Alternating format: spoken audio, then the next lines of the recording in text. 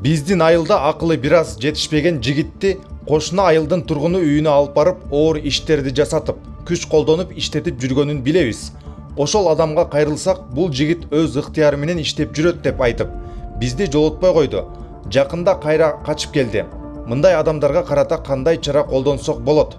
Түшүнүктүү. Башка бирөөнүн анын алсыз абалынан пайдаланып, демек, күч колдонуу менен анын эмгегин пайдаланган болсо, мындай учурда Кыргыз Республикасынын кылмыш жаза кодексинде 125-берене каралган. Бул демек беренеге ылайык 3 жылга чейинки мөөнөткө эркиндигинен ажыратуу каралган.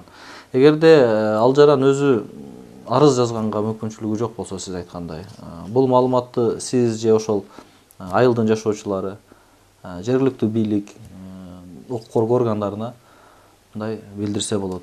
Ошол негиз болот. Андан сырткары мындай эскерте кетчү нерсе, деги эле эмгек кодексине ылайык адам мындай мажбурлоо соттун чечими менен гана, өзгөчө оор мындай согуш кырдаал учурда гана колдонулбаса, башка тынчтык учурда эч качан демек адамдын эмгеги мажбурланбоого тийиш. Кыргыз Республикасынын кылмыш жаза кодекси эмгекте мажбурлоо менен пайдалануу, адам ага карата менчек укугуна таандык аракеттерин колдонушунан улам өзүнө көз каранды болбогон себептер боюнча баш тарта албаган иштерди аткаруу үчүн адам эмгегин мажбурлоо менен пайдалануу 3 жылга чейинки мөөнөткө эркиндигинен ажыратууга жазаланат.